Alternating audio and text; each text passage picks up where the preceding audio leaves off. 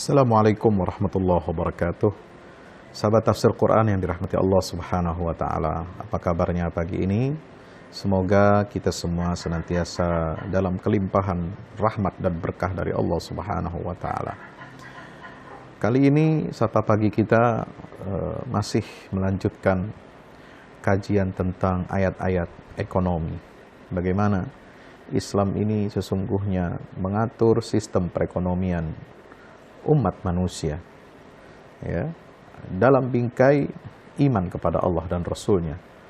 Tunjikum min adzabin alim tu'minuna billahi wa rasulih wa tujahiduna fi sabilillahi bi amwalikum wa anfusikum. Menarik sekali ketika para ahli, ya, berbicara tentang keunggulan sistem ekonomi yang diatur oleh Islam. Maka Islam ini dalam sistem perekonomiannya mengarahkan atau memberikan panduan tentang beberapa prinsip. Yang pertama adalah transaksi yang transparan. Tidak ada transaksi yang boleh dilakukan secara zalim. Semua harus terbuka, semua harus transparan. Tidak boleh ada kezaliman. Ya. Maka riba diharamkan secara mutlak. Baik riba yang kecil maupun apalagi riba yang besar atau berlipat-lipat ganda, yaitu praktek membungakan uang, ya, praktek membungakan, ya, pinjaman. Nauzubillah min zalik. Ini sangat ditentang keras. Bahkan dalam Al-Quran turun ayat-ayat tentang riba itu banyak sekali, ya. Baik dalam surat An-Nisa, kemudian surah At-Taubah, dan juga ada di dalam surah Al-Baqarah. Subhanallah.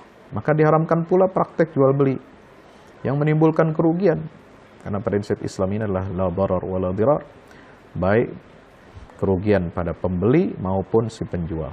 Seperti apa? Menipu, ghasab, pemerasan, penjualan paksa, atau menjual sesuatu yang tidak diketahui, bai'ul majhul.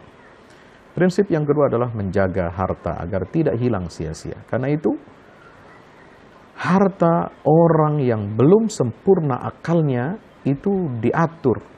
Dengan cara bagaimana? Ditahan, ya, sampai dia normal atau menjadi seorang yang baligh. Ya. Maka harta orang idiot yang tidak mampu mengelola hartanya secara baik, itu juga harus ditunjuk siapa yang dapat menjaga harta mereka ini. Maka itu diharamkan pula praktek penghambur-hamburan harta dan menggunakan harta di luar batas keperluan kita. Prinsip yang ketiga adalah Islam mengatur pendistribusian kekayaan secara adil agar tidak terpusat di tangan segelintir orang saja.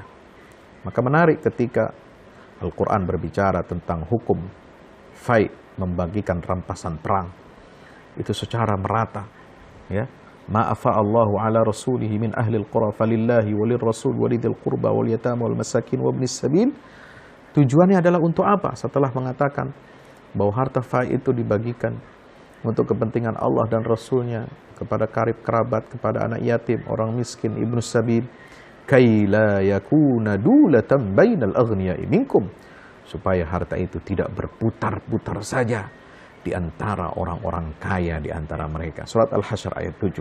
Subhanallah. Maka itu, ya, peradaban Islam yang dibangun di Madinah, ya, sebagaimana di ayat ke-8 dan ayat ke-9 menggambarkan bagaimana kaum muhajirin, bagaimana kaum ansar ini disatukan dengan ikatan iman dan Islam, dan mereka masing-masing memiliki kelebihan. Satu orang muhajirin ini, mereka senantiasa mencari karunia dari Allah, ya, dan mereka memiliki iffah, harga diri, tidak mau diberikan cuma-cuma harta oleh saudaranya kaum Ansor.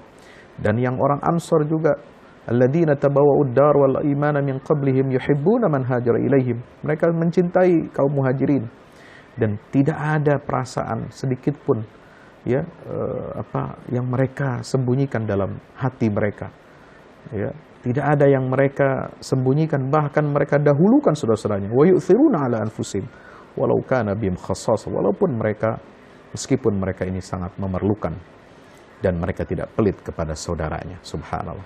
Itulah masyarakat Islam yang dibangun di Madinah. Hijrah di Madinah juga membawa perubahan sistem, bukan hanya sosial, tetapi ekonomi yang luar biasa. Karena itu juga harta warisan dibagi dalam jumlah dan bilangan tertentu bagi tiap-tiap ahli waris sesuai kedekatan nasabnya dengan si mayit. Dan bagi yang bukan ahli waris bisa dianjurkan memberikan bagian dari harta waris itu kepada orang tersebut melalui kontrak wasiat yang tidak lebih dari sepertiga. Prinsip yang keempat, Islam ini mengharamkan penimbunan supaya tidak menjadi aset mati yang tidak berputar dan tidak berkembang. Malah bisa menyusut dan berkurang.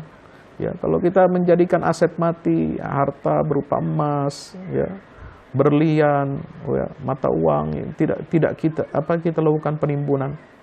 Walladzina yaknizuna adh-dhahaba wal-fiddata wa la yunfiquna fi sabilillah fabashshirhum bi'adzabin alim.